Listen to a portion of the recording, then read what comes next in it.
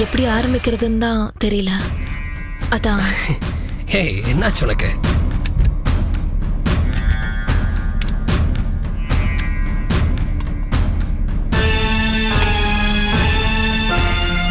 Come on, என்ன விஷயம் சொன்னாதான் எனக்கு தெரியும்.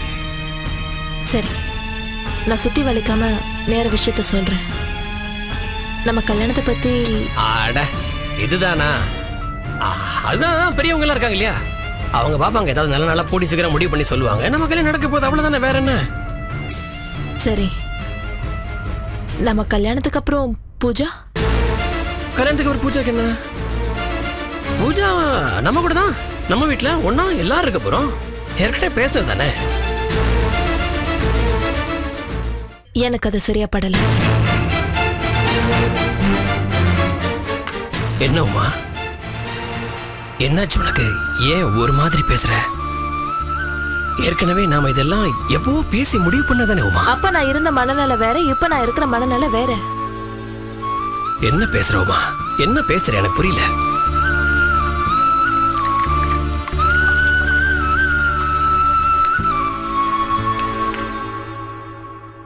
இங்க பாரு, எனக்கு இந்த மாதிரிலாம் கிடையாது. எனக்கு அப்போ ஒரு பேச்சு இப்போ ஒரு பேச்சுலாம் கிடையாது. எப்பவும் ஒரே பேச்சு தான். எப்பவும் நான் ஒரே மனநிலைமையில தான் இருக்கேன். பரத், ஒரு குடும்ப வாழ்க்கையில ஒரு பொண்ணோட மனநிலை வேற, ஒரு ஆணோட மனநிலை வேற.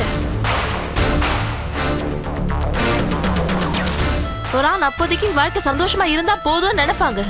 ஆனா ஒரு பொண்ணு தனக்கு அடுத்து வர சந்நிதியும் சந்தோஷமா இருக்கணும்னு நினைப்பா.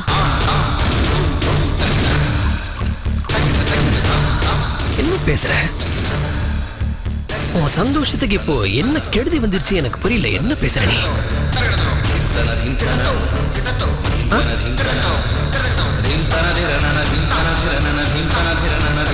இங்க பாரு, ஒரு விஷயம் நான் சொல்றேன். எனக்கு யாரை பத்தியும் கவலை கிடையாது.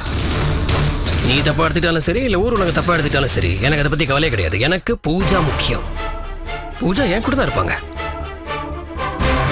பூஜா விட்டு நான் பிரிஞ்சிருக்கிறதுலாம் என்னால கற்பனை பண்ணி கூட பார்க்க முடியல. உனக்கு எனக்கு நடுவில் இருக்கிறது காதல். அதுல ஒரு எதிர்பார்ப்பு இருக்கும். ஆனா பூஜாக்கு எனக்கு நடுவில் இருக்கிறது பவித்திரமான புனிதமான பாசம்.